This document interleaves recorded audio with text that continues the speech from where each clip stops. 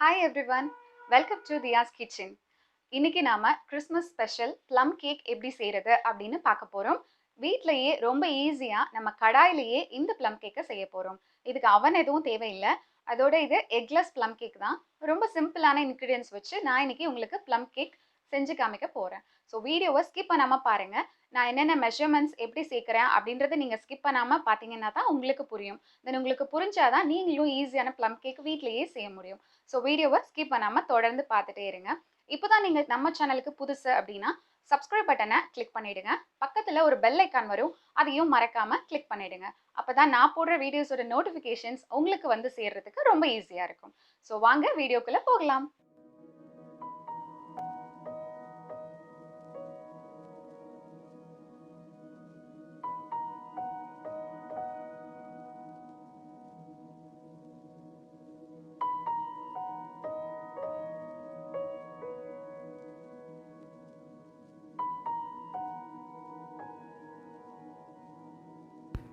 இன்றைக்கி நான் plum cake செய்கிறதுக்கு கொஞ்சம் ட்ரை ஃப்ரூட்ஸ் அப்புறம் கொஞ்சம் நட்ஸ் எடுத்திருக்கேன். முந்திரி பருப்பு, பாதாம் பருப்பு சின்னதாக உடச்சி வச்சுருக்கேன். ட்ரைடு செர்ரிஸ் அப்புறம் டேட்ஸ், பேரிச்சம்பழம் எடுத்து வச்சுருக்கேன். இது வந்து ரைசின்ஸ், ட்ரை கிரேப்ஸ் 2 கலரில் எடுத்து வச்சுருக்கேன். இது டியூட்டி ஃப்ரூட்டி எடுத்து வச்சுருக்கேன். இது எல்லாமே நமக்கு மார்க்கெட்ஸில் ஈஸியாக கிடைக்கிறது தான். இப்போது இது எல்லாத்தையும் ஒரு பவுலில் நம்ம ஆட் பண்ணிக்கலாம். உங்களுக்கு தேவையான அளவு எடுத்துக்கோங்க. பிடிச்சது மட்டும் எடுத்துக்கோங்க, பிடிக்கலைன்னா விட்டுடலாம். இது கூட ஒரு 1/4 கப் அளவுக்கு ஆரஞ்சு ஜூஸ் சேர்க்க போகிறேன். நல்லா ஃப்ரெஷ் ஆரஞ்சு பழத்தில் நம்ம பிழிவோம் இல்லையா, ஆரஞ்சு ஜூஸ், அது கூட சேர்த்துக்கலாம். இல்லை கடையில் வாங்கி சேர்த்துக்கிறதுனாலும் ஓகே. 1/4 கப் அளவுக்கு சேர்த்துக்கலாம். இது எல்லாத்தையும் நல்லா கலந்து விட்டுட்டு ஒரு 2லேருந்து 4 மணி நேரம் இதை ஊற வைக்கணும். நல்லா ஊறி இருந்ததுனா தான் டேஸ்ட்டாக இருக்கும். ஸோ ஊற வச்சிடலாம். ஒரு மூடி போட்டு ஓரமாக இருக்கட்டும். இப்போ வந்து நமக்கு அந்த ப்ரௌன் கலர் கிடைக்கிறதுக்காக சுகர் சிரப் ரெடி பண்ண போகிறோம். 6 டேபிள் ஸ்பூன் அளவுக்கு ஒயிட் சுகர் வந்து ஒரு பாத்திரத்தில் போட்டிருக்கேன். இது ஆட்டோமேட்டிக்காக மெல்ட் ஆகி வரும், ப்ரௌன் கலரில் வந்துடும். இப்போ பாருங்கள், நான் அதை மெல்ட் பண்ணிட்டேன். நல்லா ப்ரௌன் கலரில் நமக்கு வந்துருச்சு. இப்போது ஸ்டவ் ஆஃப் பண்ணிவிடுங்க. ஸ்டவ் ஆஃப் பண்ணிவிட்டு நல்லா கொதிக்க வச்ச தண்ணி வந்து ஒரு 3 டேபிள் ஸ்பூன் சேர்த்துக்கலாம். கொஞ்சம் கொஞ்சமாக சேருங்க. ஏன்னா மேலே வந்து தெறிக்கும், அந்த சிரப் வந்து மேலே தெறிக்கும். ஸோ கொஞ்சம் கொஞ்சமாக அந்த சுடு தண்ணியை சேர்த்துக்கலாம். நல்லா கலந்துட்டு ஒரு பாத்திரத்தில் ஊற்றி ஓரமாக வச்சிடலாம். இப்போது கடாய் வந்து ப்ரீ ஹீட் பண்ண போகிறோம். அதுக்கு மீடியம் ஃப்ளேம் வச்சுட்டு மேலே கடாய் வச்சு இது மாதிரி பவுடர்ட் சால்ட் சேர்த்து பரப்பி விட்டுக்கோங்க. மேலே வந்து ஏதாவது ஒரு ஸ்டாண்ட் வச்சுட்டு நல்லா டைட்டான மூடி வச்சு 10 நிமிஷம் வந்து ப்ரீ ஹீட் பண்ண போகிறோம் மீடியம் ஃப்ளேமில். இது அப்படியே இருக்கட்டும். இப்போது மெஷர்மெண்ட்ஸ்லாம் பார்த்துடலாம். 1 கப் மைதா எடுத்திருக்கேன்.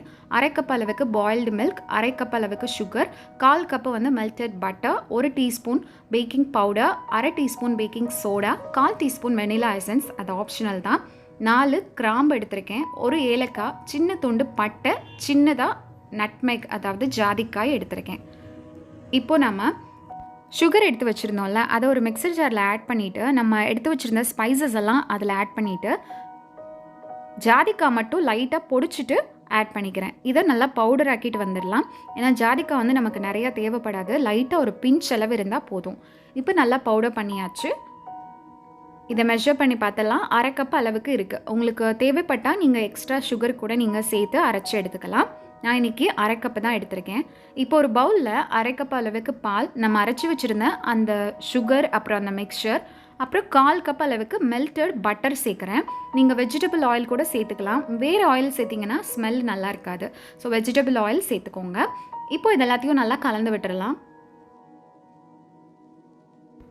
இப்போ நம்ம ட்ரை இன்க்ரீடியன்ஸ்லாம் ஆட் பண்ணிக்கலாம். 1 கப் மைதா, 1 டீஸ்பூன் பேக்கிங் பவுடர், 1/2 டீஸ்பூன் அளவுக்கு பேக்கிங் சோடா, இது எல்லாத்தையும் சேர்த்துட்டு நல்லா சலிச்சு எடுத்துக்கலாம். மைதா மாவில் வந்து கொஞ்சம் கட்டிகள் எல்லாம் இருக்கும், அதெல்லாம் போகிறதுக்கு தான் இந்த மாதிரி சலிச்சு எடுத்துக்கணும். எடுத்துட்டு நம்ம இதெல்லாத்தையும் கலந்து விட்டுடலாம். எப்போதுமே கேக் செய்கிறப்போ நீங்கள் எந்த டிரெக்ஷனில் இதை வந்து நல்லா கலந்து விடுறீங்களோ அதே டிரெக்ஷனை கடைசி வரை ஃபாலோ பண்ணணும். இப்போது வந்து கட் அண்ட் ஃபோல்ட் மெத்தடு நான் பண்ணிகிட்ருக்கேன். லைட்டாக அந்த ஸ்பேச்சுலாவில் எடுத்து லைட்டாக கட் பண்ணி திரும்ப ஃபோல்ட் பண்ணணும் பேட்டரை. இந்த டைமில் வந்து சுகர் சிரப் ஆட் பண்ணிக்கலாம். 1/4 டீஸ்பூன் அளவுக்கு வெனிலா எசன்ஸ் ஆட் பண்ணுறேன். இது வந்து ஆப்ஷனல் தான், உங்களுக்கு தேவைப்பட்டால் மட்டும் ஆட் பண்ணிக்கோங்க. இப்போ நமக்கு கேக் பேட்டர் ரெடி ஆகிடுச்சு. இந்த டைமில் நம்ம சோக் பண்ணி வச்சுருந்த அந்த ட்ரை ஃப்ரூட்ஸ் அண்ட் நட்ஸை வந்து ஆட் பண்ணிக்கலாம். நான் இன்றைக்கி 3 மணி நேரம் ஊற வச்சு எடுத்திருக்கேன். 4 மணி நேரம் வச்சிங்கன்னா இன்னும் நல்லா டேஸ்டியாக இருக்கும். ஸோ இதெல்லாத்தையும் நல்லா கலந்துடலாம். அதே மாதிரி cut and fold method use பண்ணியே கலந்து விட்டுக்கோங்க. நீங்கள் நார்மலாக பேட்டர் கிளறப்போ ரவுண்டாக கிளறிட்டே இருந்தீங்கன்னா அதே மாதிரியே ஃபாலோ பண்ணுங்கள். இப்போது ஒரு பேன் எடுத்திருக்கேன்.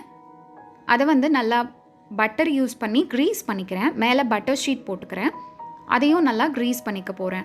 நீங்கள் பார்ச்மெண்ட் பேப்பர், பட்டர் பேப்பர் எது வேணாலும் யூஸ் பண்ணிக்கலாம். இந்த கேக் மோல்டு தான் நீங்கள் யூஸ் பண்ணணும்னு இல்லை. உங்கள் வீட்டில் வந்து நல்லா அடிக்கனமான பாத்திரம் இருந்ததுன்னா நீங்கள் எதில் வேணாலும் யூஸ் பண்ணிக்கலாம்.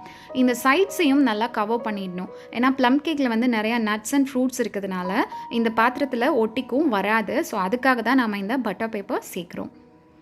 இப்போ நம்ம எடுத்து வச்சுருந்த கேக் பேட்டர் எல்லாத்தையும் பேனில் சேர்த்துடலாம். லைட்டாக 2 டேப் பண்ணி விட்டுக்கோங்க. அப்போ தான் பபிள்ஸ் எல்லாம் உள்ளே இருக்காது. இப்போ நம்ம ஆல்ரெடி ப்ரீ ஹீட் பண்ணி வச்சுருந்தோம் இல்லையா கடாய், 10 நிமிஷம் மீடியம் ஹீட்டில் வந்து ப்ரீ ஹீட் பண்ணியிருக்கோம். அதில் வந்து பேன் நம்ம வச்சுக்கலாம். கேக் மோல்டு எடுத்து வச்சுட்டு மூடி வச்சுட்டு மீடியம் ஹீட்டில் வச்சு 45 to 50 மினிட்ஸ் நீங்கள் இதை வேக வைக்கலாம்.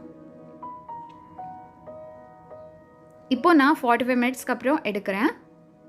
இந்த மாதிரி ஒரு sharp objects, tooth big, skewer ஏதாவது வச்சு உள்ளே இன்சர்ட் பண்ணி பாருங்கள். இந்த மாதிரி ஒட்டாமல் வந்தது அப்படின்னா நமக்கு கேக் வந்து வெந்துருச்சுன்னு அர்த்தம்.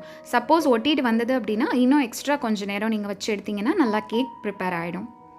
இப்போது இதை கடாயிலேருந்து எடுத்துகிட்டு மேலே ஒரு மூடி போட்டு, அதாவது துணி மாதிரி போட்டு இதை ஆற விட்டுருங்க.